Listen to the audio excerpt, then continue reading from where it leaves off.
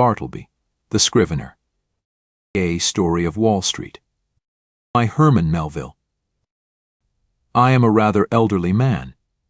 The nature of my avocations for the last 30 years has brought me into more than ordinary contact with what would seem an interesting and somewhat singular set of men, of whom as yet nothing that I know of has ever been written. I mean the law copyists or scriveners. I have known very many of them, professionally and privately, and if I pleased, could relate divers histories, at which good-natured gentlemen might smile and sentimental souls might weep. But I waive the biographies of all other scriveners for a few passages in the life of Bartleby, who was a scrivener of the strangest I ever saw or heard of. While of other law copyists I might write the complete life, of Bartleby nothing of that sort can be done. I believe that no materials exist for a full and satisfactory biography of this man. It is an irreparable loss to literature. Bartleby was one of those beings of whom nothing is ascertainable, except from the original sources, and in his case those are very small. What my own astonished eyes saw of Bartleby, that is all I know of him, except, indeed, one vague report which will appear in the sequel. Ere introducing the Scrivener, as he first appeared to me, it is fit I make some mention of myself, my employees, my business, my chambers, and general surroundings, because some such description is indispensable to an adequate understanding of the chief character about to be presented. Imprimis, I am a man who from his youth upwards has been filled with a profound conviction that the easiest way of life is the best. Hence, though I belong to a profession proverbially energetic and nervous, even to turbulence, at times, yet nothing of that sort have I ever suffered to invade my peace. I am one of those unambitious lawyers who never addresses a jury, or in any way draws down public applause, but in the cool tranquillity of a snug retreat, do a snug business among rich men's bonds and mortgages and title deeds. All who know me consider me an eminently safe man. The late John Jacob Astor, a personage little given to poetic enthusiasm, had no hesitation in pronouncing my first grand point to be prudence my next method. I do not speak it in vanity, but simply record the fact that I was not unemployed in my profession by the late John Jacob Astor, a name which, I admit, I love to repeat, for it hath a rounded and orbicular sound to it, and rings like unto bullion. I will freely add that I was not insensible to the late John Jacob Astor's good opinion. Some time prior to the period at which this little history begins, my avocations had been largely increased. The good old office, now extinct in the state of New York, of a master in chancery, had been conferred upon me. It was not a very arduous office, but very pleasantly remunerative. I seldom lose my temper, much more seldom indulge in dangerous indignation at wrongs and outrages, but I must be permitted to be rash here and declare that I consider the sudden and violent abrogation of the office of Master in Chancery by the new Constitution as a premature act, inasmuch as I had counted upon a life lease of the profits, whereas I only received those of a few short years. But this is by the way. My chambers were upstairs at No.-Wall- Street. At one end they looked upon the white wall of the interior of a spacious sky light shaft, penetrating the building from top to bottom. This view might have been considered rather tame than otherwise, deficient in what landscape painters call life. But if so, the view from the other end of my chambers offered, at least, a contrast, if nothing more. In that direction my windows commanded an unobstructed view of a lofty brick wall, black by age and everlasting shade, which wall required no spyglass to bring out its lurking beauties, but for the benefit of all near-sighted spectators, was pushed up to within 10 feet of my window panes. Owing to the great height of the surrounding buildings, and my chambers being on the second floor, the interval between this wall and mine not a little resembled a huge square cistern.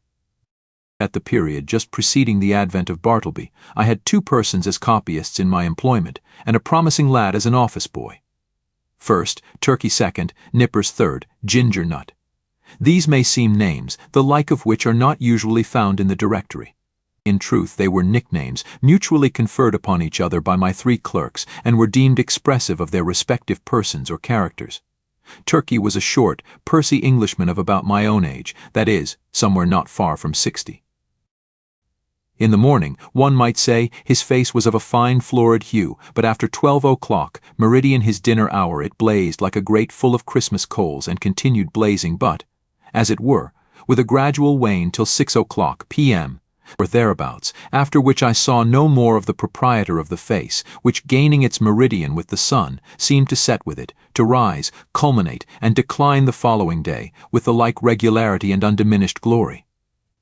There are many singular coincidences I have known in the course of my life, not the least among which was the fact that exactly when Turkey displayed his fullest beams from his red and radiant countenance, just then, too, at that critical moment, began the daily period when I considered his business capacities as seriously disturbed for the remainder of the 24 hours. Not that he was absolutely idle or averse to business, then far from it. The difficulty was, he was apt to be altogether too energetic. There was a strange, inflamed, flurried, flighty recklessness of activity about him. He would be incautious in dipping his pen into his inkstand. All his blots upon my documents were dropped there after 12 o'clock meridian. Indeed, not only would he be reckless and sadly given to making blots in the afternoon, but some days he went further, and was rather noisy. At such times, too, his face flamed with augmented blazonry, as if cannel coal had been heaped on anthracite. He made an unpleasant racket with his chair, spilled his sandbox in mending his pens, impatiently split them all to pieces, and threw them on the floor in a sudden passion, stood up and leaned over his table, boxing his papers about in a most indecorous manner. Very sad to behold in an elderly man like him. Nevertheless, as he was in many ways a most valuable person to me, and all the time before 12 o'clock meridian, was the quickest, steadiest creature too, accomplishing a great deal of work in a style not easy to be matched. For these reasons, I was willing to overlook his eccentricities. Though indeed, occasionally I remonstrated with him.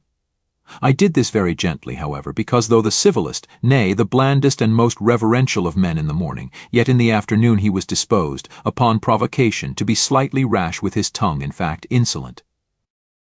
Now, valuing his morning services as I did, and resolved not to lose them yet, at the same time made uncomfortable by his inflamed ways after 12 o'clock, and being a man of peace, unwilling by my admonitions to call forth unseemly retorts from him, I took upon me, one Saturday noon, he was always worse on Saturdays, to hint to him, very kindly, that perhaps now that he was growing old, it might be well to abridge his labors. In short, he need not come to my chambers after 12 o'clock, but dinner over, he had best go home to his lodgings and rest himself till tea time. But no, he insisted upon his afternoon devotions. His countenance became intolerably fervid, as he oratorically assured me, gesticulating with a long ruler at the other end of the room, that if his services in the morning were useful, how indispensable, then, in the afternoon. With submission, sir, said Turkey on this occasion, I consider myself your right-hand man. In the morning I but marshal and deploy my columns, but in the afternoon I put myself at their head, and gallantly charge the foe thus. And he made a violent thrust with the ruler. But the blots, Turkey intimated I. True, but with submission, sir, behold these hairs. I am getting old. Surely, sir, a blot or two of a warm afternoon is not to be severely urged against gray hairs. Old age, even if it blot the page, is honorable. With submission, sir, we both are getting old. This appeal to my fellow feeling was hardly to be resisted. At all events, I saw that go he would not. So I made up my mind to let him stay, resolving, nevertheless, to see to it that during the afternoon he had to do with my less important papers. Nippers, the second on my list, was a whiskered, sallow, and upon the whole, rather piratical-looking young man of about 25. I always deemed him the victim of two evil powers, ambition and indigestion. The ambition was evinced by a certain impatience of the duties of a mere copyist, an unwarrantable usurpation of strictly professional affairs, such as the original drawing up of legal documents. The indigestion seemed betokened in an occasional nervous testiness and grinning irritability, causing the teeth to audibly grind together over mistakes committed in copying unnecessary maledictions, hissed, rather than spoken, in the heat of business, and especially by a continual discontent with the height of the table where he worked. Though of a very ingenious mechanical turn, Nippers could never get this table to suit him. He put chips under it, blocks of various sorts, bits of pasteboard, and at last went so far as to attempt an exquisite adjustment by final pieces of folded blotting paper. But no invention would answer. If, For the sake of easing his back, he brought the table lid at a sharp angle well up towards his chin, and wrote there like a man using the steep roof of a Dutch house for his desk. Then he declared that it stopped the circulation in his arms. If now he lowered the table to his waistbands and stooped over it in writing, then there was a sore aching in his back. In short, the truth of the matter was, Nippers knew not what he wanted. Or if he wanted anything, it was to be rid of a scrivener's table altogether. Among the manifestations of his diseased ambition was a fondness he had for receiving visits from certain ambiguous-looking fellows in seedy coats, whom he called his clients. Indeed, I was aware that not only was he, at times, considerable of a ward politician, but he occasionally did a little business at the justices' courts, and was not unknown on the steps of the tombs. I have good reason to believe, however, that one individual who called upon him at my chambers, and who, with a grand air, he insisted was his client, was no other than a dun, and the alleged title deed a bill. But with all his failings, and the annoyances he caused me, Nippers, like his compatriot Turkey, was a very useful man to me, wrote a neat, swift hand, and, when he chose, was not deficient in a gentlemanly sort of deportment. Added to this, he always dressed in a gentlemanly sort of way, and so, incidentally, reflected credit upon my chambers. Whereas with respect to Turkey, I had much ado to keep him from being a reproach to me. His clothes were apt to look oily and smell of eating houses. He wore his pantaloons very loose and baggy in summer. His coats were execrable, his hat not to be handled. But while the hat was a thing of indifference to me, inasmuch as his natural civility and deference, as a dependent Englishman, always led him to doff it the moment he entered the room. Yet his coat was another matter. Concerning his coats, I reasoned with him, but with no effect. The truth was, I suppose, that a man of so small an income could not afford to sport such a lustrous face and a lustrous coat at one and the same time. As Nippers once observed, Turkey's money went chiefly for red ink. One winter day I presented Turkey with a highly respectable-looking coat of my own, a padded gray coat of a most comfortable warmth, and which buttoned straight up from the knee to the neck. I thought Turkey would appreciate the favor and abate his rashness and obstreperousness of afternoons. But no, I verily believe that buttoning himself up in so downy and blanket like a coat had a pernicious effect upon him, upon the same principle that too much oats are bad for horses. In fact, precisely as a rash, restive horse is said to feel his oats, so Turkey felt his coat. It made him insolent. He was a man whom prosperity harmed. Though concerning the self-indulgent habits of Turkey I had my own private surmises, yet touching Nippers I was well persuaded that whatever might be his faults in other respects, he was, at least, a temperate young man. But indeed, nature herself seemed to have been his vintner, and at his birth charged him so thoroughly with an irritable, brandy-like disposition, that all subsequent potations were needless.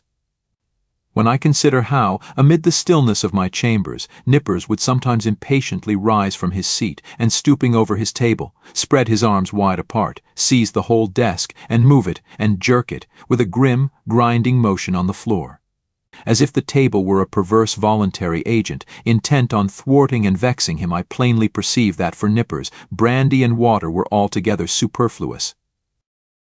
It was fortunate for me that, owing to its peculiar cause, indigestion, the irritability and consequent nervousness of Nippers were mainly observable in the morning, while in the afternoon he was comparatively mild. So that Turkey's paroxysms only coming on about 12 o'clock, I never had to do with their eccentricities at one time. Their fits relieved each other like guards. When Nippers was on, Turkey's was off, and vice versa. This was a good natural arrangement under the circumstances. Ginger Nut, the third on my list, was a lad some 12 years old. His father was a carman, ambitious of seeing his son on the bench instead of a cart, before he died. So he sent him to my office as student at law, errand boy, and cleaner and sweeper, at the rate of $1 a week. He had a little desk to himself, but he did not use it much. Upon inspection, the drawer exhibited a great array of the shells of various sorts of nuts. Indeed, to this quick-witted youth the whole noble science of the law was contained in a nutshell. Not the least among the employments of Ginger Nut, as well as one which he discharged with the most alacrity, was his duty as cake and apple purveyor for Turkey and Nippers. Copying law papers being proverbially dry, husky sort of business, my two scriveners were fain to moisten their mouths very often with Spitzenbergs to be had at the numerous stalls nigh the custom house and post office. Also, they sent ginger nut very frequently for that peculiar cake, small, flat, round, and very spicy, after which he had been named by them. Of a cold morning when business was but dull, Turkey would gobble up scores of these cakes, as if they were mere wafers. Indeed, they sell them at the rate of 6 or 8 for a penny, the scrape of his pen blending with the crunching of the crisp particles in his mouth. Of all the fiery afternoon blunders and flurried rashnesses of Turkey, was his once moistening a ginger cake between his lips and clapping it onto a mortgage for a seal. I came within an ace of dismissing him then, but he mollified me by making an oriental bow and saying with submission, "Sir, it was generous of me to find you in stationery on my own account." Now my original business, that of a conveyancer and title hunter, and drawer up of recondite documents of all sorts, was considerably increased by receiving the master's office. There was now great work for scriveners. Not only must I push the clerks already with me, but I must have additional help. In answer to my advertisement, a motionless young man one morning stood upon my office threshold, the door being open, for it was summer. I can see that figure now, pallidly neat, pitiably respectable, incurably forlorn. It was Bartleby. After a few words touching his qualifications, I engaged him, glad to have among my corps of copyists a man of so singularly sedate an aspect, which I thought might operate beneficially upon the flighty temper of Turkey and the fiery one of Nippers. I should have stated before that ground glass folding doors divided my premises into 2 parts, one of which was occupied by my scriveners, the other by myself. According to my humor, I threw open these doors or closed them. I resolved to assign Bartleby a corner by the folding doors, but on my side of them, so as to have this quiet man within easy call, in case any trifling thing was to be done. I placed his desk close up to a small side window in that part of the room, a window which originally had afforded a lateral view of certain grimy backyards and bricks, but which, owing to subsequent erections, commanded at present no view at all, though it gave some light. Within 3 feet of the panes was a wall, and the light came down from far above, between 2 lofty buildings, as from a very small opening in a dome. Still further to a satisfactory arrangement, I procured a high green folding screen, which might entirely isolate Bartleby from my sight, though not remove him from my voice, and thus in a manner privacy and society were conjoined. At first Bartleby did an extraordinary quantity of writing, as if long famishing for something to copy, he seemed to gorge himself on my documents. There was no pause for digestion. He ran a day and night line, copying by sunlight and by candle light. I should have been quite delighted with his application, had he been cheerfully industrious. But he wrote on silently, palely, mechanically. It is, of course, an indispensable part of a scrivener's business to verify the accuracy of his copy, word by word. Where there are 2 or more scriveners in an office, they assist each other in this examination, one reading from the copy, the other holding the original. It is a very dull, wearisome, and lethargic affair. I can readily imagine that to some sanguine temperaments it would be altogether intolerable. For example, I cannot credit that the mettlesome poet Byron would have contentedly sat down with Bartleby to examine a law document of, say, 500 pages, closely written in a crimpy hand. Now and then, in the haste of business, it had been my habit to assist in comparing some brief document myself, calling Turkey or Nippers for this purpose. One object I had in placing Bartleby so handy to me behind the screen was to avail myself of his services on such trivial occasions. It was on the 3rd day, I think, of his being with me, and before any necessity had arisen for having his own writing examined, that, being much hurried to complete a small affair I had in hand, I abruptly called to Bartleby. In my haste and natural expectancy of instant compliance, I sat with my head bent over the original on my desk and my right hand sideways and somewhat nervously extended with the copy, so that immediately upon emerging from his retreat, Bartleby might snatch it and proceed to business without the least delay. In this very attitude did I sit when I called to him, rapidly stating what it was I wanted him to do, namely, to examine a small paper with me. Imagine my surprise, nay, my consternation, when, without moving from his privacy, Bartleby in a singularly mild, firm voice replied, "I would prefer not to." I sat a while in perfect silence, rallying my stunned faculties. Immediately it occurred to me that my ears had deceived me, or Bartleby had entirely misunderstood my meaning. I repeated my request in the clearest tone I could assume. But in quite as clear a one came the previous reply, "I would prefer not to." "Prefer not to," echoed I, rising in high excitement and crossing the room with a stride. "What do you mean? Are you moonstruck? I want you to help me compare this sheet here. Take it," and I thrust it towards him. "I would prefer not to," said he. I looked at him steadfastly. His face was leanly composed, his gray eye dimly calm. Not a wrinkle of agitation rippled him. Had there been the least uneasiness, anger, impatience, or impertinence in his manner, in other words, had there been anything ordinarily human about him, doubtless I should have violently dismissed him from the premises. But as it was, I should have as soon thought of turning my pale plaster of Paris bust of Cicero out of doors. I stood gazing at him a while, as he went on with his own writing, and then reseated myself at my desk. This is very strange, thought I. What had one best do? But my business hurried me. I concluded to forget the matter for the present, reserving it for my future leisure. So calling Nippers from the other room, the paper was speedily examined. A few days after this, Bartleby concluded 4 lengthy documents, being quadruplicates of a week's testimony taken before me in my High Court of Chancery. It became necessary to examine them. It was an important suit, and great accuracy was imperative.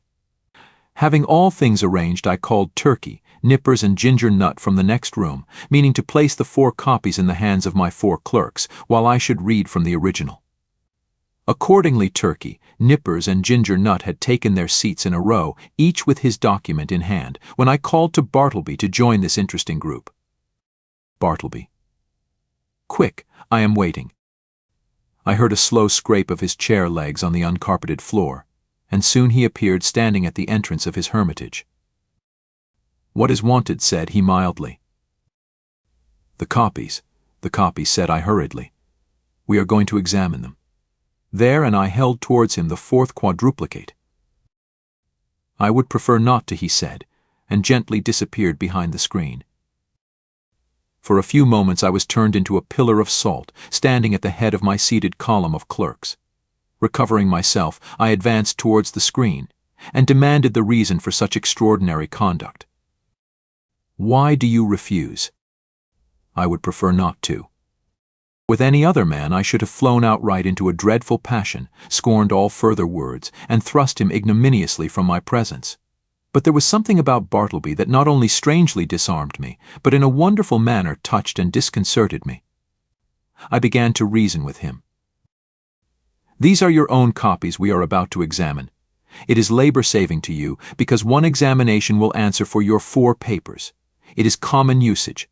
Every copyist is bound to help examine his copy. Is it not so? Will you not speak? Answer." "I prefer not to," he replied in a flute-like tone. It seemed to me that while I had been addressing him, he carefully revolved every statement that I made, fully comprehended the meaning, could not gainsay the irresistible conclusions, but, at the same time, some paramount consideration prevailed with him to reply as he did. "You are decided, then, not to comply with my request, a request made according to common usage and common sense." He briefly gave me to understand that on that point my judgment was sound. Yes, his decision was irreversible. It is not seldom the case that when a man is browbeaten in some unprecedented and violently unreasonable way, he begins to stagger in his own plainest faith. He begins, as it were, vaguely to surmise that, wonderful as it may be, all the justice and all the reason is on the other side. Accordingly, if any disinterested persons are present, he turns to them for some reinforcement for his own faltering mind. "Turkey," said I, "what do you think of this? Am I not right?" "With submission, sir," said Turkey, with his blandest tone, "I think that you are." "Nippers," said I, "what do you think of it?" "I think I should kick him out of the office." The reader of nice perceptions will here perceive that, it being morning, Turkey's answer is couched in polite and tranquil terms, but Nippers replies in ill-tempered ones. Or, to repeat a previous sentence, Nippers' ugly mood was on duty and Turkey's off. "Ginger Nut," said I, willing to enlist the smallest suffrage in my behalf, "what do you think of it?" "I think, sir, he's a little loony," replied Ginger Nut with a grin. "You hear what they say," said I, turning towards the screen. "Come forth and do your duty." But he vouchsafed no reply. I pondered a moment in sore perplexity, but once more business hurried me. I determined again to postpone the consideration of this dilemma to my future leisure. With a little trouble we made out to examine the papers without Bartleby, though at every page or two Turkey deferentially dropped his opinion that this proceeding was quite out of the common, while Nippers, twitching in his chair with a dyspeptic nervousness, ground out between his set teeth occasional hissing maledictions against the stubborn oaf behind the screen. And for his Nippers' part, this was the first and the last time he would do another man's business without pay. Meanwhile Bartleby sat in his hermitage, oblivious to everything but his own peculiar business there. Some days passed, the Scrivener being employed upon another lengthy work. His late remarkable conduct led me to regard his ways narrowly. I observed that he never went to dinner, indeed, that he never went anywhere. As yet I had never of my personal knowledge known him to be outside of my office. He was a perpetual sentry in the corner. At about 11 o'clock, though, in the morning I noticed that Ginger Nut would advance toward the opening in Bartleby's screen, as if silently beckoned thither by a gesture invisible to me where I sat. The boy would then leave the office jingling a few pence, and reappear with a handful of ginger nuts which he delivered in the hermitage, receiving 2 of the cakes for his trouble.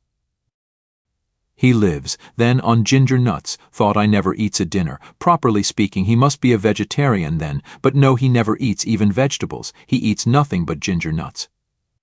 My mind then ran on in reveries concerning the probable effects upon the human constitution of living entirely on ginger nuts. Ginger nuts are so called because they contain ginger as one of their peculiar constituents, and the final flavoring one. Now, what was ginger? A hot, spicy thing. Was Bartleby hot and spicy? Not at all. Ginger, then, had no effect upon Bartleby. Probably he preferred it should have none. Nothing so aggravates an earnest person as a passive resistance. If the individual so resisted be of a not inhumane temper, and the resisting one perfectly harmless in his passivity, then, in the better moods of the former, he will endeavor charitably to construe to his imagination what proves impossible to be solved by his judgment. Even so, for the most part, I regarded Bartleby and his ways. Poor fellow! Thought I, he means no mischief. It is plain he intends no insolence. His aspect sufficiently evinces that his eccentricities are involuntary. He is useful to me. I can get along with him. If I turn him away, the chances are he will fall in with some less indulgent employer, and then he will be rudely treated, and perhaps driven forth miserably to starve. Yes, here I can cheaply purchase a delicious self-approval.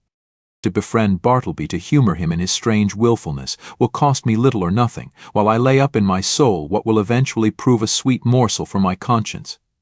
But this mood was not invariable with me. The passiveness of Bartleby sometimes irritated me.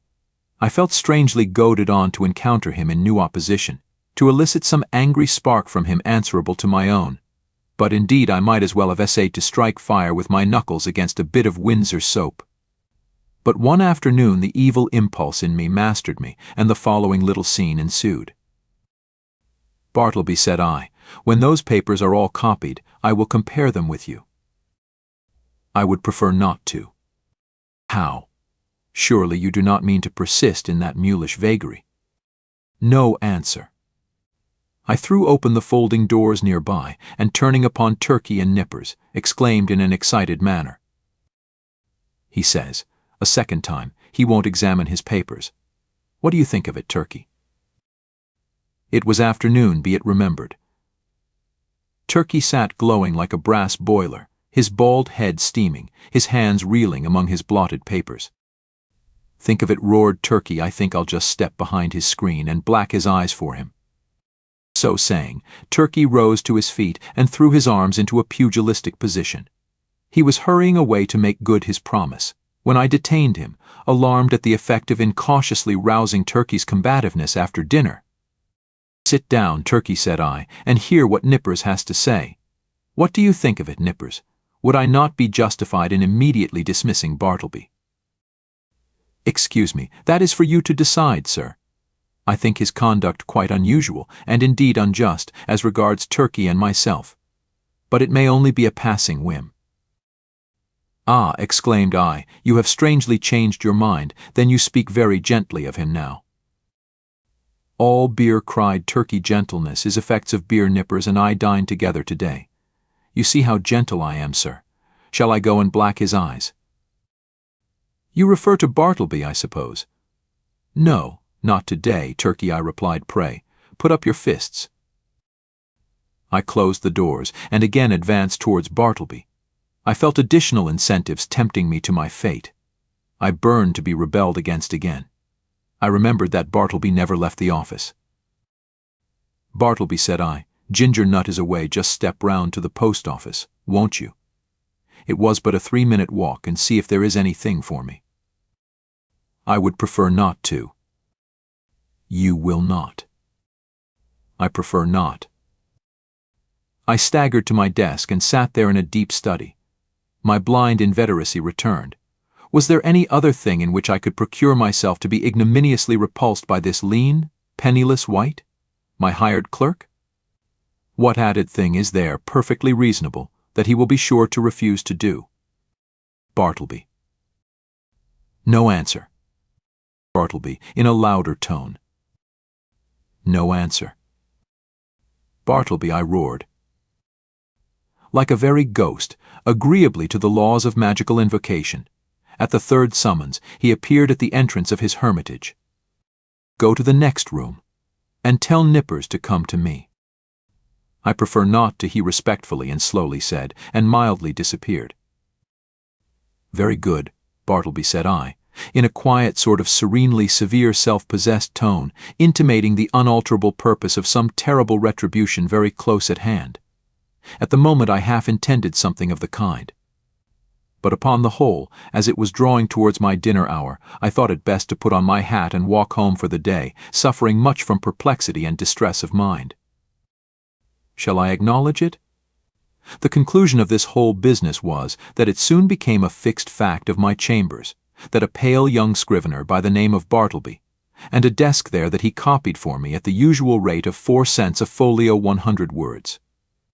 But he was permanently exempt from examining the work done by him, that duty being transferred to Turkey and Nippers, one of compliment doubtless to their superior acuteness. Moreover, said Bartleby, was never on any account to be dispatched on the most trivial errand of any sort, and that even if entreated to take upon him such a matter, it was generally understood that he would prefer not to, in other words, that he would refuse point blank. As days passed on, I became considerably reconciled to Bartleby. His steadiness, his freedom from all dissipation, his incessant industry except when he chose to throw himself into a standing reverie behind his screen, his great stillness, his unalterableness of demeanor under all circumstances, made him a valuable acquisition. One prime thing was this: he was always there first in the morning, continually through the day, and the last at night. I had a singular confidence in his honesty. I felt my most precious papers perfectly safe in his hands. Sometimes, to be sure, I could not, for the very soul of me, avoid falling into sudden spasmodic passions with him. For it was exceeding difficult to bear in mind all the time those strange peculiarities, privileges, and unheard-of exemptions, forming the tacit stipulations on Bartleby's part under which he remained in my office. Now and then, in the eagerness of dispatching pressing business, I would inadvertently summon Bartleby, in a short, rapid tone, to put his finger, say, on the incipient tie of a bit of red tape with which I was about compressing some papers. Of course, from behind the screen the usual answer, "I prefer not to," was sure to come, and then, how could a human creature with the common infirmities of our nature refrain from bitterly exclaiming upon such perverseness, such unreasonableness?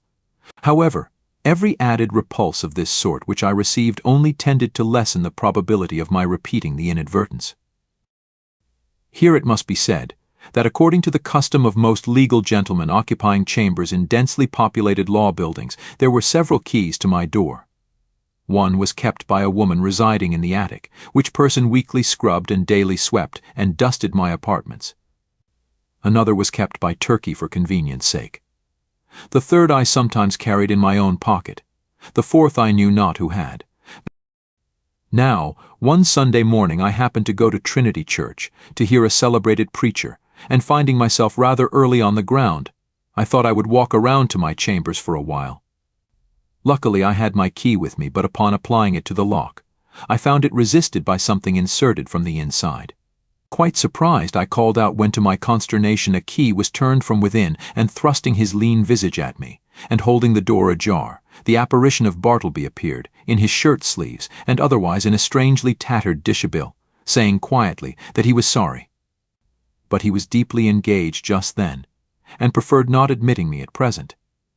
In a brief word or two, he moreover added that perhaps I had better walk round the block 2 or 3 times, and by that time he would probably have concluded his affairs.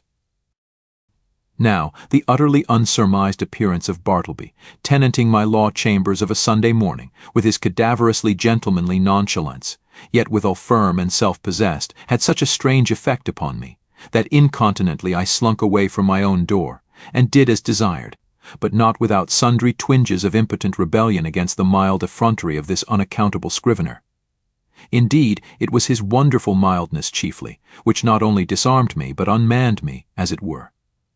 For I consider that one, for the time, is a sort of unmanned when he tranquilly permits his hired clerk to dictate to him and order him away from his own premises. Furthermore, I was full of uneasiness as to what Bartleby could possibly be doing in my office in his shirt sleeves, and in an otherwise dismantled condition of a Sunday morning. Was anything amiss going on?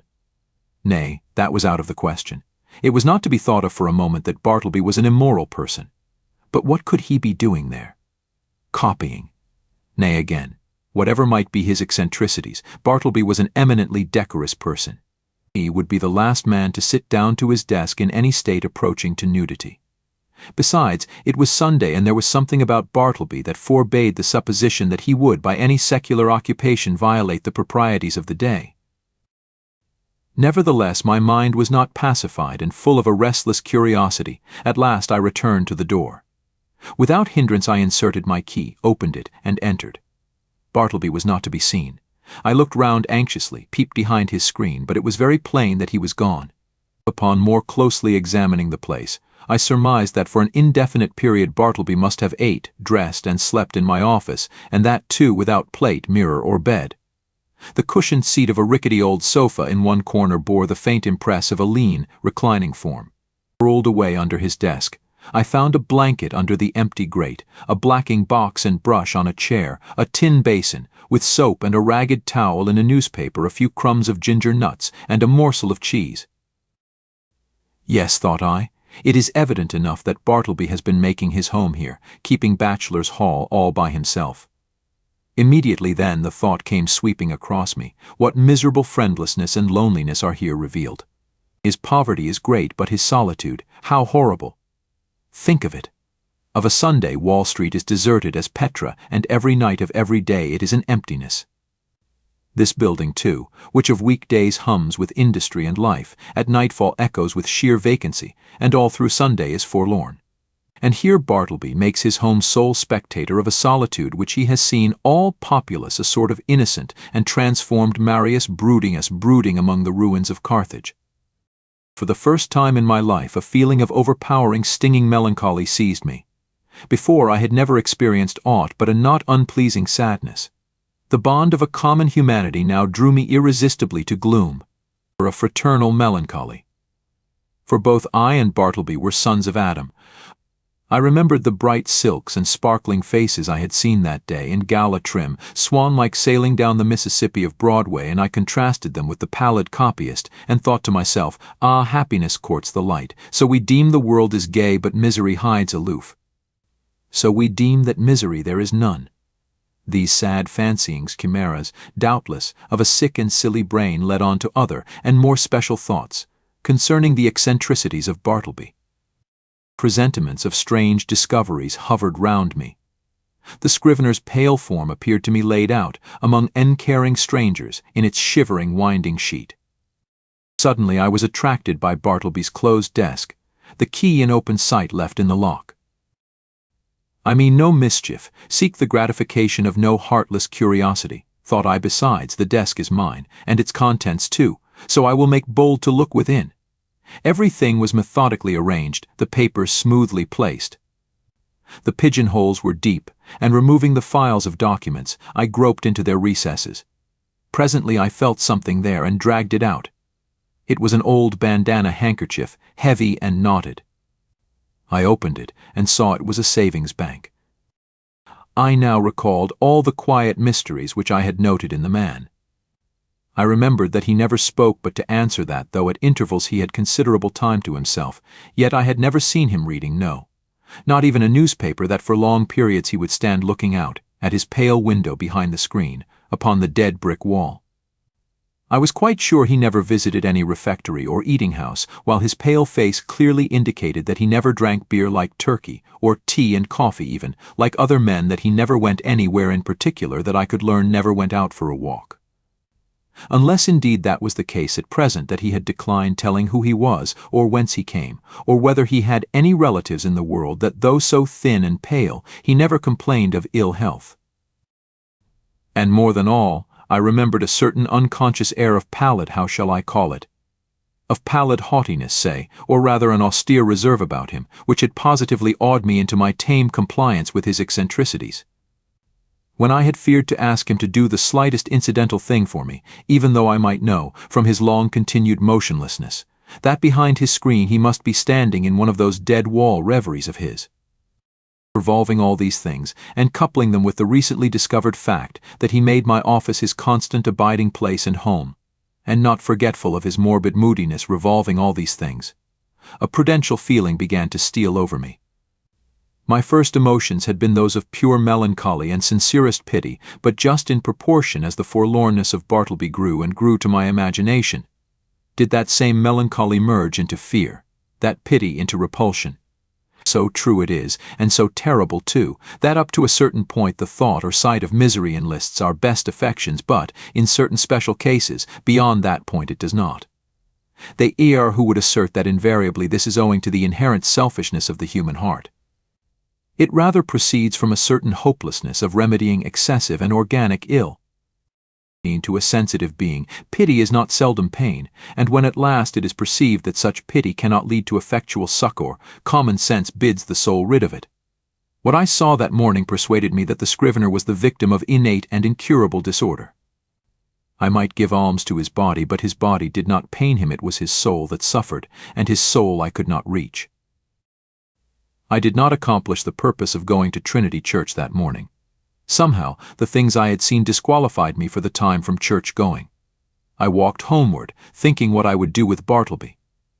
Finally, I resolved upon this: I would put certain calm questions to him the next morning, touching his history, etc., etc., and if he declined to answer them openly and unreservedly, and I supposed he would prefer not, then to give him a $20 bill over and above whatever I might owe him, and tell him his services were no longer required, but that if in any other way I could assist him, I would be happy to do so, especially if he desired to return to his native place. Wherever that might be, I would willingly help to defray the expenses. Moreover, if, after reaching home, he found himself at any time in want of aid, a letter from him would be sure of a reply. The next morning came. "Bartleby," said I, gently calling to him behind his screen. No reply.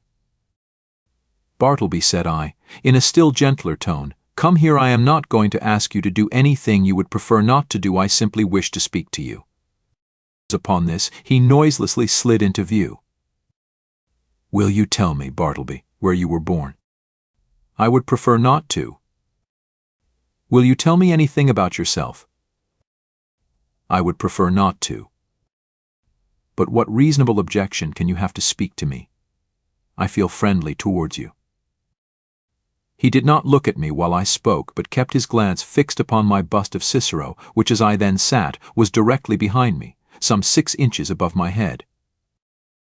"What is your answer, Bartleby?" said I, after waiting a considerable time for a reply, during which his countenance remained immovable, only there was the faintest conceivable tremor of the white attenuated mouth.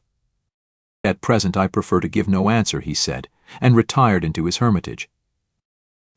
It was rather weak in me, I confess, but his manner on this occasion nettled me. Not only did there seem to lurk in it a certain calm disdain, but his perverseness seemed ungrateful, considering the undeniable good usage and indulgence he had received from me. Again I sat ruminating what I should do, mortified as I was at his behavior, and resolved as I had been to dismiss him when I entered my offices. Nevertheless, I strangely felt something superstitious knocking at my heart and forbidding me to carry out my purpose. and denouncing me for a villain if I dared to breathe one bitter word against this forlornest of mankind. At last, familiarly drawing my chair behind his screen, I sat down and said, "Bartleby, never mind then about revealing your history, but let me entreat you, as a friend, to comply as far as may be with the usages of this office. Say now you will help to examine papers tomorrow or next day. In short, say now that in a day or two you will begin to be a little reasonable. Say so, Bartleby." "At present I would prefer not to be a little reasonable," was his mildly cadaverous reply. Just then the folding doors opened, and Nippers approached. He seemed suffering from an unusually bad night's rest, induced by severer indigestion than common. He overheard those final words of Bartleby. "Prefer not, gritted Nippers. "I'd prefer him if I were you, sir. Addressing me, I'd prefer him. I'd give him preferences, the stubborn mule." "What is it, sir, pray, that he prefers not to do now?" Bartleby moved not a limb.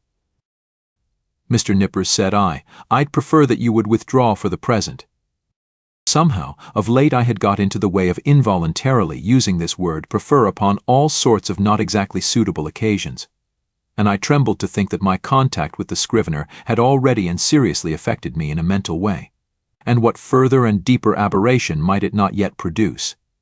This apprehension had not been without efficacy in determining me to summary means. As Nippers, looking very sour and sulky, was departing, Turkey blandly and deferentially approached. "With submission, sir," said he, "yesterday I was thinking about Bartleby here, and I think that if he would but prefer to take a quart of good ale every day, it would do much towards mending him, and enabling him to assist in examining his papers." "So you have got the word too," said I, slightly excited. "With submission. What word, sir?" asked Turkey, respectfully crowding himself into the contracted space behind the screen, and by so doing making me jostle the Scrivener. "What word, sir?" "I would prefer to be left alone here," said Bartleby, as if offended at being mobbed in his privacy. "That's the word, Turkey," said I, "that's it." "Oh, prefer? Oh yes, queer word. I never use it myself. But, sir, as I was saying, if he would but prefer—" "Turkey," interrupted I, "you will please withdraw." "Oh, certainly, sir, if you prefer that I should." As he opened the folding door to retire, Nippers at his desk caught a glimpse of me, and asked whether I would prefer to have a certain paper copied on blue paper or white. He did not in the least roguishly accent the word "prefer." It was plain that it involuntarily rolled from his tongue. I thought to myself, surely I must get rid of a demented man, who already has in some degree turned the tongues, if not the heads of myself and clerks. But I thought it prudent not to break the dismission at once. The next day I noticed that Bartleby did nothing but stand at his window in his dead-wall reverie. Upon asking him why he did not write, he said that he had decided upon doing no more writing. "Why, how now?" "What next?" exclaimed I. "Do no more writing." "No more." "And what is the reason?" "Do you not see the reason for yourself?" he indifferently replied. I looked steadfastly at him, and perceived that his eyes looked dull and glazed. Instantly it occurred to me that his unexampled diligence in copying by his dim window for the first few weeks of his stay with me might have temporarily impaired his vision. I was touched. I said something in condolence with him. I hinted that, of course, he did wisely in abstaining from writing for a while, and urged him to embrace that opportunity of taking wholesome exercise in the open air. This, however, he did not do. A few days after this, my other clerks being absent, and being in a great hurry to dispatch certain letters by the mail, I thought that, having nothing else earthly to do, Bartleby would surely be less inflexible than usual, and carry these letters to the post office. But he blankly declined. So, much to my inconvenience, I went myself. Still added days went by. Whether Bartleby's eyes improved or not I could not say. To all appearance I thought they did. But when I asked him if they did, he vouchsafed no answer. At all events he would do no copying. At last, in reply to my urgings, he informed me that he had permanently given up copying. "What," exclaimed I, "suppose your eyes should get entirely well better than ever before, would you not copy then?" "I have given up copying," he answered, and slid aside. He remained, as ever, a fixture in my chamber. Nay, if that were possible, he became still more of a fixture than before. What was to be done? He would do nothing in the office. Why should he stay there? In plain fact, he had now become a millstone to me, not only useless as a necklace, but afflictive to bear. Yet I was sorry for him. I speak less than truth when I say that, on his own account, he occasioned me uneasiness. If he would but have named a single relative or friend, I would instantly have written, and urged their taking the poor fellow away to some convenient retreat. But he seemed alone, absolutely alone in the universe. He was a bit of wreck in the mid-Atlantic. At length, necessities connected with my business tyrannized over all other considerations. Decently as I could, I told Bartleby that in 6 days' time he must unconditionally leave the office. I warned him to take measures, in the interval, for procuring some other abode. I offered to assist him in this endeavor, if he himself would but take the first step towards a removal. And when you finally quit me, Bartleby, added I shall see that you go not away entirely unprovided. 6 days from this hour, remember. At the expiration of that period, I peeped behind the screen, and lo, Bartleby was there. I buttoned up my coat, balanced myself, advanced slowly towards him, touched his shoulder, and said, "The time has come, you must quit this place. I am sorry for you. Here is money, but you must go." "I would prefer not," he replied, with his back still towards me. "You must." He remained silent. Now I had an unbounded confidence in this man's common honesty. He had frequently restored to me sixpences and shillings carelessly dropped upon the floor, for I am apt to be very reckless in such shirt-button affairs. The proceeding, then, which followed, will not be deemed extraordinary.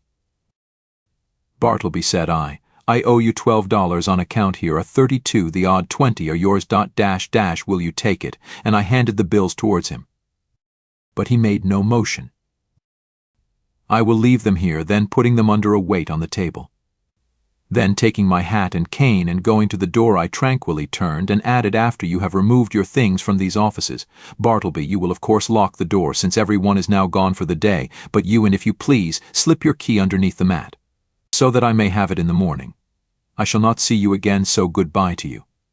If hereafter in your new place of abode I can be of any service to you, do not fail to advise me by letter. Good-bye, Bartleby, and fare you well." But he answered not a word. Like the last column of some ruined temple, he remained standing mute and solitary in the middle of the otherwise deserted room. As I walked home in a pensive mood, my vanity got the better of my pity.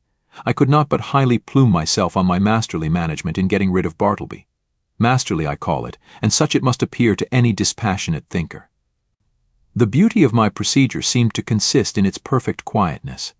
There was no vulgar bullying, no bravado of any sort, no choleric hectoring, and striding to and fro across the apartment, jerking out vehement commands for Bartleby to bundle himself off with his beggarly traps. Nothing of the kind. Without loudly bidding Bartleby depart, as an inferior genius might have done, I assumed the ground that depart he must, and upon that assumption built all I had to say. The more I thought over my procedure, the more I was charmed with it. Nevertheless, next morning, upon awakening, I had my doubts. I had somehow slept off the fumes of vanity. One of the coolest and wisest hours a man has is just after he awakes in the morning. My procedure seemed as sagacious as ever, but only in theory. How it would prove in practice, there was the rub. It was truly a beautiful thought to have assumed Bartleby's departure, but, after all, that assumption was simply my own, and none of Bartleby's. The great point was, not whether I had assumed that he would quit me, but whether he would prefer so to do. He was more a man of preferences than assumptions. After breakfast, I walked downtown, arguing the probabilities pro and con. One moment I thought it would prove a miserable failure, and Bartleby would be found all alive at my office. As usual, the next moment it seemed certain that I should see his chair empty. And so I kept veering about. At the corner of Broadway and Canal Street, I saw quite an excited group of people standing in earnest conversation. "I'll take odds he doesn't," said a voice as I passed. "Doesn't go?" "Done," said I. "Put up your money."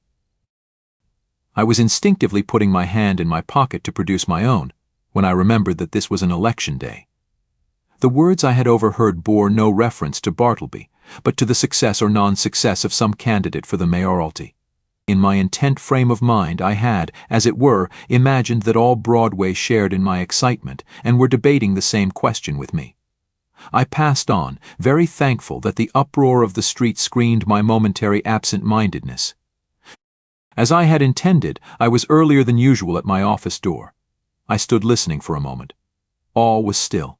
He must be gone. I tried the knob. The door was locked.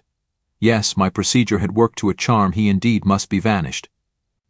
Yet a certain melancholy mixed with this. I was almost sorry for my brilliant success.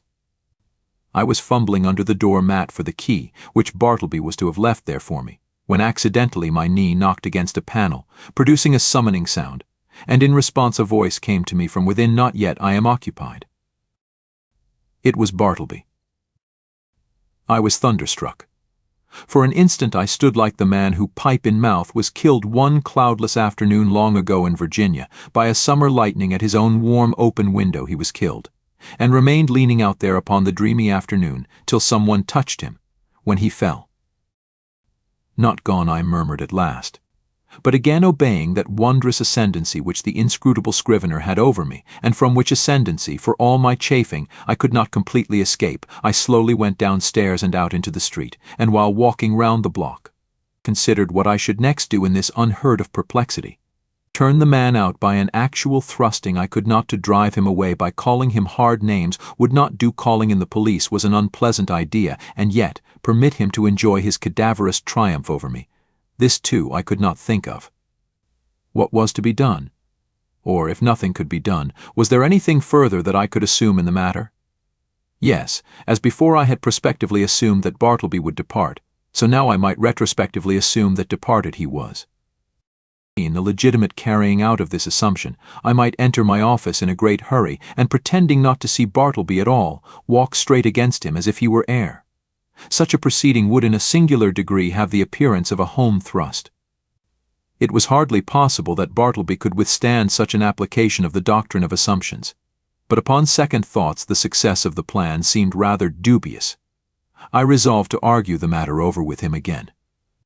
"Bartleby," said I, entering the office, with a quietly severe expression, "I am seriously displeased. I am pained, Bartleby. I had thought better of you. I had imagined you of such a gentlemanly organization, that in any delicate dilemma a slight hint would have sufficed. In short, it's an assumption. But it appears I am deceived. Why," I added, unaffectedly starting, "you have not even touched that money yet," pointing to it, just where I had left it the evening previous. He answered nothing. "Will you, or will you not, quit me?" I now demanded in a sudden passion, advancing close to him. "I would prefer not to quit you," he replied, gently emphasizing the not. "What earthly right have you to stay here? Do you pay any rent? Do you pay my taxes? Or is this property yours?" He answered nothing. "Are you ready to go on and write now? Are your eyes recovered? Could you copy a small paper for me this morning? Or help examine a few lines? Or step round to the post office? In a word, will you do anything at all to give a coloring to your refusal to depart the premises?" He silently retired into his hermitage. I was now in such a state of nervous resentment that I thought it but prudent to check myself at present from further demonstrations. Bartleby and I were alone. I remembered the tragedy of the unfortunate Adams and the still more unfortunate Colt in the solitary office of the latter, and how poor Colt, being dreadfully incensed by Adams and imprudently permitting himself to get wildly excited, was at unawares hurried into his fatal act, an act which certainly no man could possibly deplore more than the actor himself. Often it had occurred to me in my ponderings upon the subject that had that altercation taken place in the public street, or at a private residence, it would not have terminated as it did. It was the circumstance of being alone in a solitary office, upstairs, of a building entirely unhallowed by humanizing domestic associations, an uncarpeted office, doubtless of a dusty, haggard sort of appearance this it must have been, which greatly helped to enhance the irritable desperation of the hapless Colt. But when this old atom of resentment rose in me and tempted me concerning Bartleby, I grappled him and threw him. How? Why, simply by recalling the divine injunction, "A new commandment give I unto you, that ye love one another." Yes, this it was that saved me. Aside from higher considerations, charity often operates as a vastly wise and prudent principle, a great safeguard to its possessor. Many men have committed murder for jealousy's sake, and anger's sake, and hatred's sake, and selfishness' sake, and spiritual pride's sake, but no man that ever I heard of ever committed a diabolical murder for sweet charity's sake. Mere self-interest, then, if no better motive can be enlisted, should, especially with high-tempered men, prompt all beings to charity and philanthropy. At any rate, upon the occasion in question, I strove to drown my exasperated feelings towards the Scrivener by benevolently construing his conduct. Poor fellow, thought I, he don't mean anything, and besides, he has seen hard times and ought to be indulged. I endeavored also immediately to occupy myself, and at the same time to comfort my despondency. I tried to fancy that in the course of the morning, at such time as might prove agreeable to him, Bartleby, of his own free accord, would emerge from his hermitage, and take up some decided line of march in the direction of the door. But no. 12:30 came. Turkey began to glow in the face, overturn his inkstand, and become generally obstreperous. Nippers abated down into quietude and courtesy. Ginger Nut munched his noon apple, and Bartleby remained standing at his window in one of his profoundest dead-wall reveries. Will it be credited? Ought I to acknowledge it? That afternoon I left the office without saying one further word to him. Some days now passed, during which at leisure intervals I looked a little into Edwards on the Will and Priestley on Necessity under the circumstances. Those books induced a salutary feeling. Gradually I slid into the persuasion that these troubles of mine touching the Scrivener had been all predestinated from eternity, and Bartleby was billeted upon me for some mysterious purpose of an all-wise providence, which it was not for a mere mortal like me to fathom. Yes, Bartleby, stay there behind your screen, thought I shall persecute you no more. You are harmless and noiseless as any of these old chairs. In short, I never feel so private as when I know you are here. At last I see it, I feel it, I penetrate to the predestinated purpose of my life. I am content. Others may have loftier parts to enact, but my mission in this world, Bartleby, is to furnish you with office room for such period as you may see fit to remain. I believe that this wise and blessed frame of mind would have continued with me, had it not been for the unsolicited and uncharitable remarks obtruded upon me by my professional friends who visited the rooms. But thus it often is, that the constant friction of illiberal minds wears out at last the best resolves of the more generous. Though, to be sure, when I reflected upon it, it was not strange that people entering my office should be struck by the peculiar aspect of the unaccountable Bartleby, and so be tempted to throw out some sinister observations concerning him. Sometimes an attorney having business with me, and calling at my office and finding no one but the Scrivener there, would undertake to obtain some sort of precise information from him touching my whereabouts, but without heeding his idle talk. Bartleby would remain standing immovable in the middle of the room. So after contemplating him in that position for a time, the attorney would depart, no wiser than he came. Also, when a reference was going on, and the room full of lawyers and witnesses and business was driving fast, some deeply occupied legal gentleman present, seeing Bartleby wholly unemployed, would request him to run round to the legal gentleman's office and fetch some papers for him. Thereupon, Bartleby would tranquilly decline, and yet remain idle as before. Then the lawyer would give a great stare and turn to me. And what could I say? At last I was made aware that all through the circle of my professional acquaintance, a whisper of wonder was running round, having reference to the strange creature I kept at my office. This worried me very much. And as the idea came upon me of his possibly turning out a long-lived man, and keep occupying my chambers, and denying my authority, and perplexing my visitors, and scandalizing my professional reputation, and casting a general gloom over the premises, keeping soul and body together to the last upon his savings, for doubtless he spent but half a dime a day, and in the end perhaps outlive me, and claim possession of my office by right of his perpetual occupancy, as all these dark anticipations crowded upon me more and more. And my friends continually intruded their relentless remarks upon the apparition in my room. A great change was wrought in me. I resolved to gather all my faculties together, and forever rid me of this intolerable incubus. Ere revolving any complicated project, however, adapted to this end, I first simply suggested to Bartleby the propriety of his permanent departure. In a calm and serious tone, I commended the idea to his careful and mature consideration. But having taken 3 days to meditate upon it, he apprised me that his original determination remained the same. In short, that he still preferred to abide with me.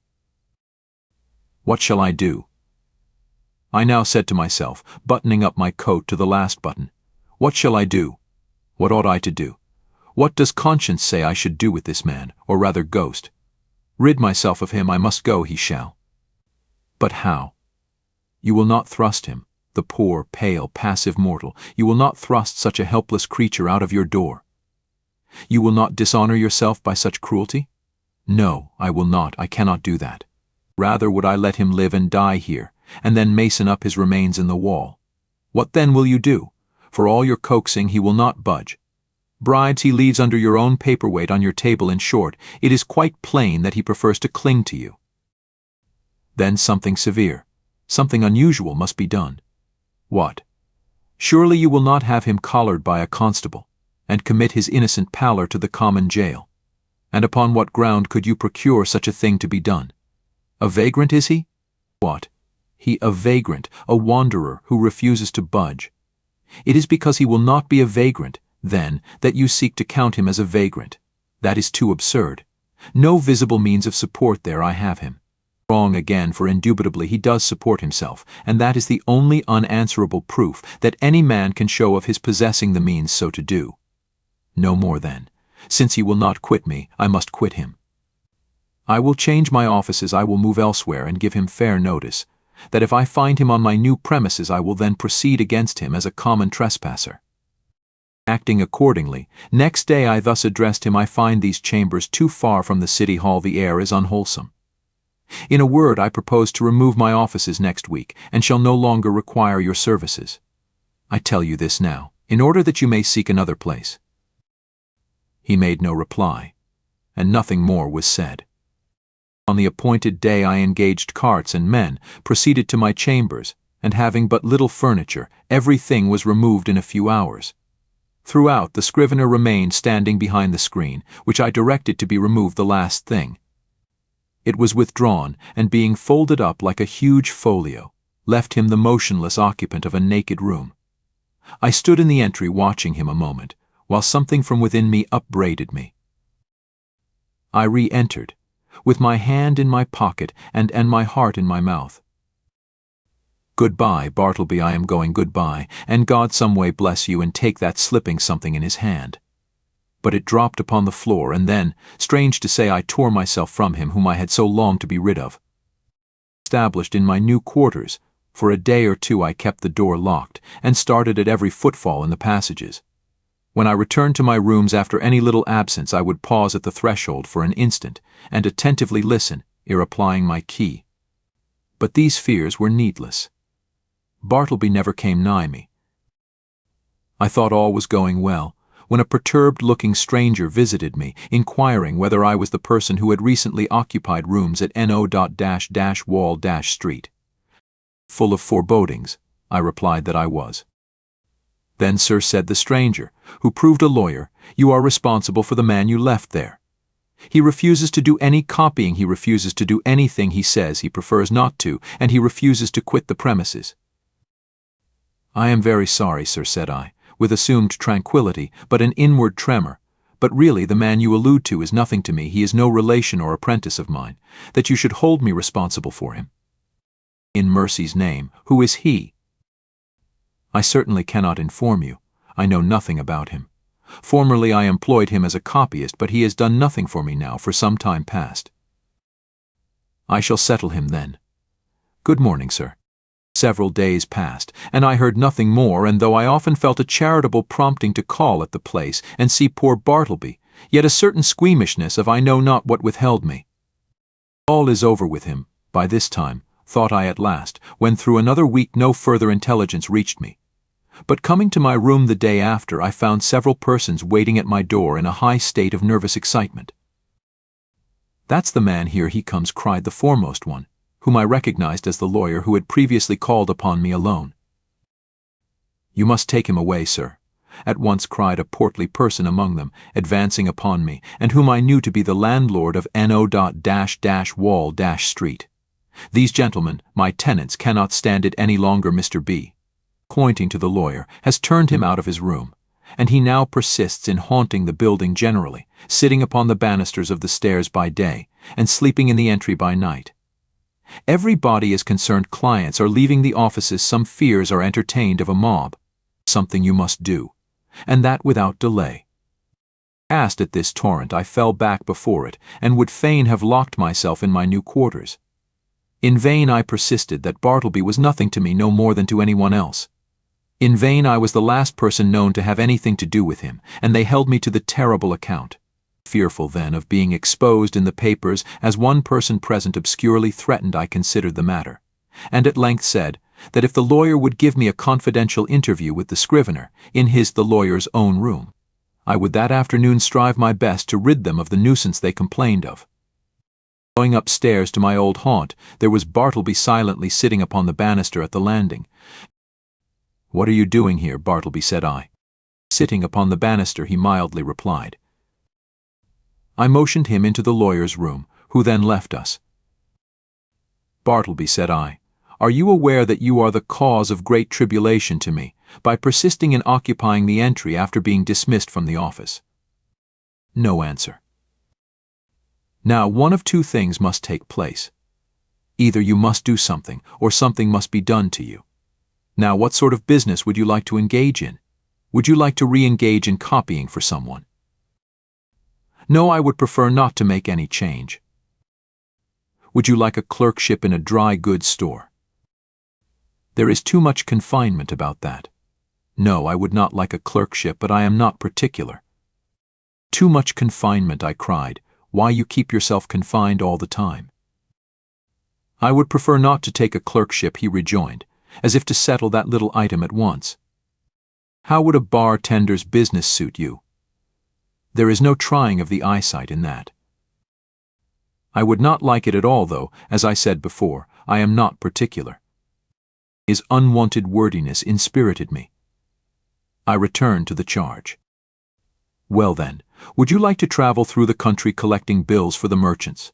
That would improve your health." "No, I would prefer to be doing something else."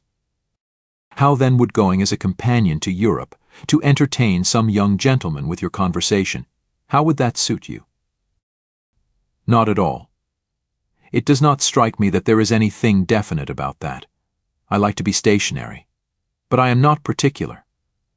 "Stationary you shall be then," I cried, now losing all patience, and for the first time in all my exasperating connection with him fairly flying into a passion.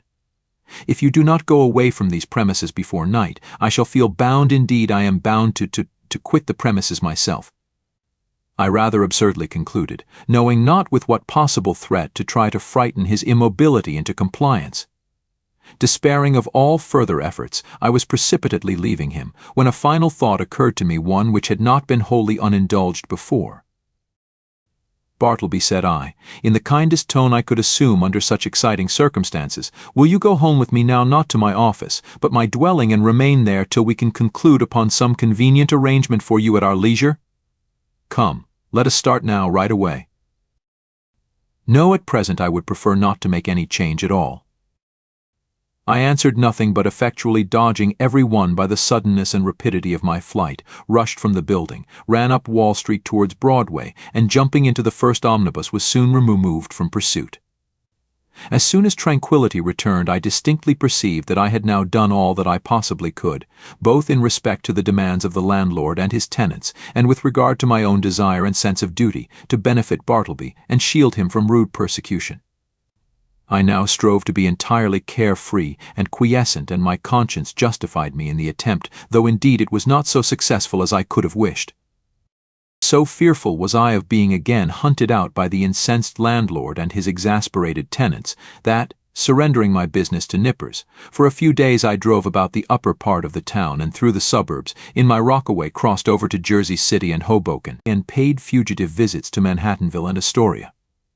In fact, I almost lived in my rockaway for the time.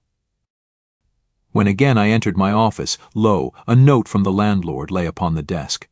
I opened it with trembling hands. It informed me that the writer had sent to the police, and had Bartleby removed to the Tombs as a vagrant. Moreover, since I knew more about him than anyone else, he wished me to appear at that place and make a suitable statement of the facts. These tidings had a conflicting effect upon me. At first I was indignant, but at last almost approved. The landlord's energetic, summary disposition had led him to adopt a procedure which I do not think I would have decided upon myself, and yet, as a last resort, under such peculiar circumstances, it seemed the only plan. As I afterwards learned, the poor Scrivener, when told that he must be conducted to the tombs, offered not the slightest obstacle, but in his pale, unmoving way, silently acquiesced. Some of the compassionate and curious bystanders joined the party, and headed by one of the constables arm in arm with Bartleby, the silent procession filed its way through all the noise and heat and joy of the roaring thoroughfares at noon. The same day I received the note I went to the tombs, or to speak more properly, the halls of justice.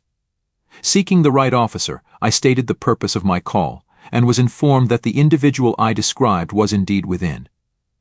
I then assured the functionary that Bartleby was a perfectly honest man, and greatly to be compassionated, however unaccountably eccentric.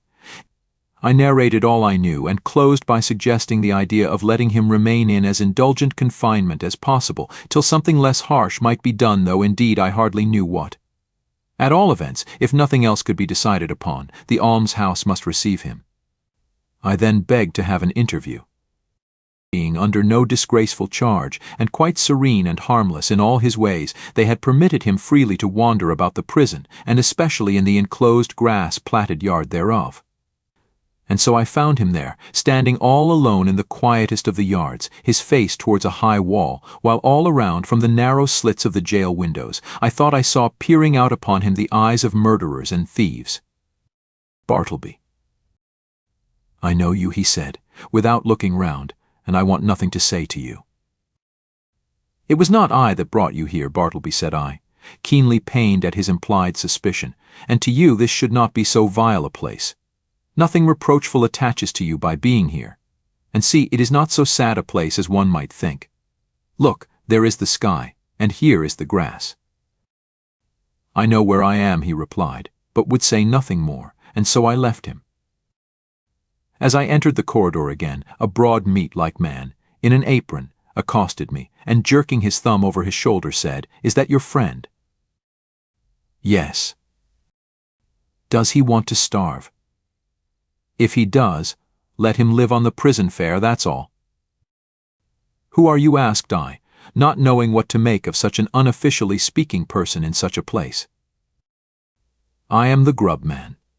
Such gentlemen as have friends here hire me to provide them with something good to eat."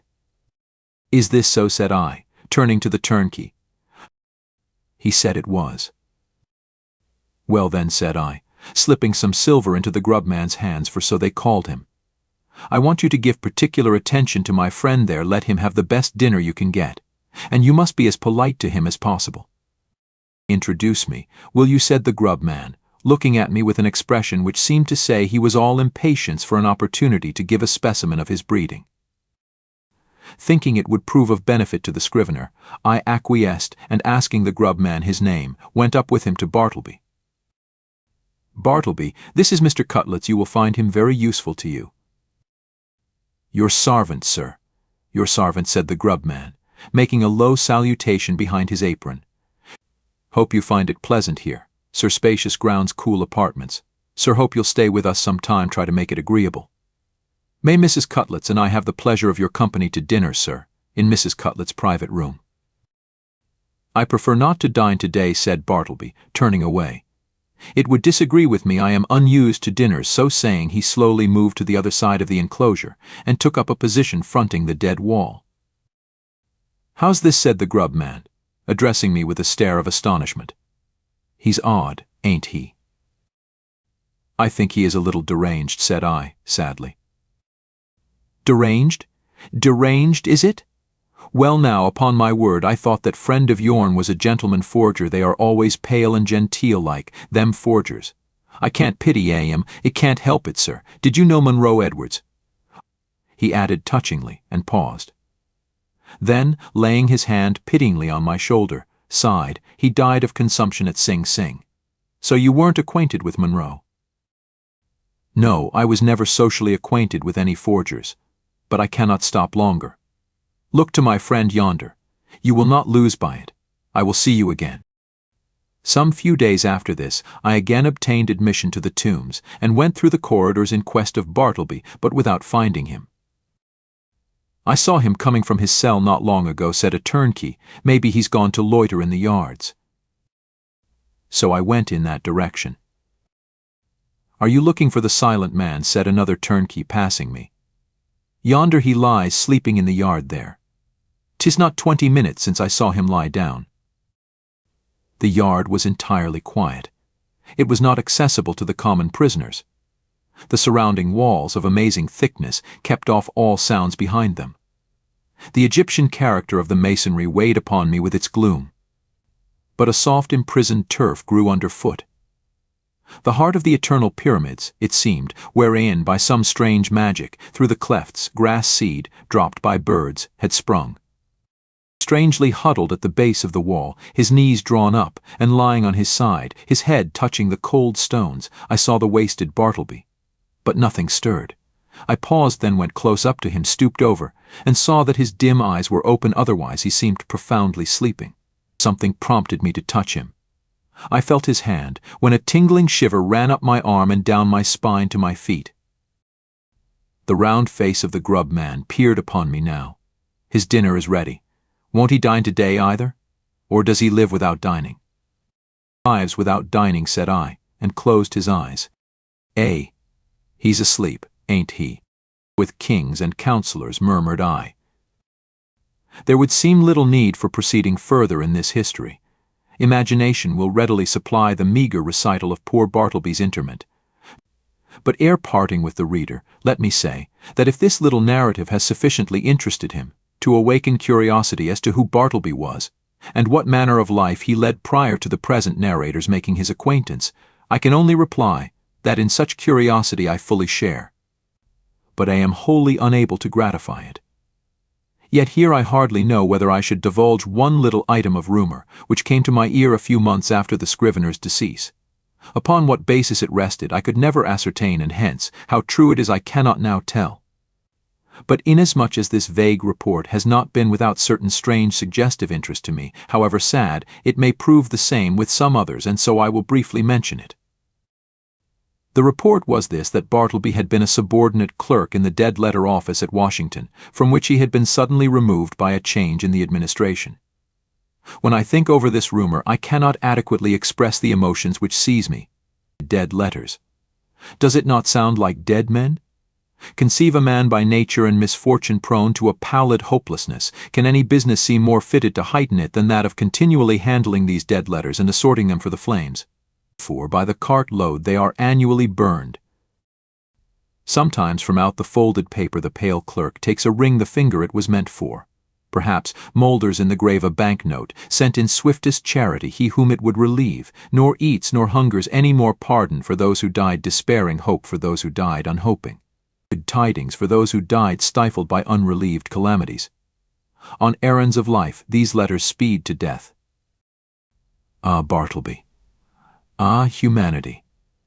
The end. Best audiobooks for free. Hopes that you have enjoyed this production of Bartleby, the Scrivener by Herman Melville. Please subscribe to our channel on YouTube and Rumble, as your subscription is the support we need to create more great free content.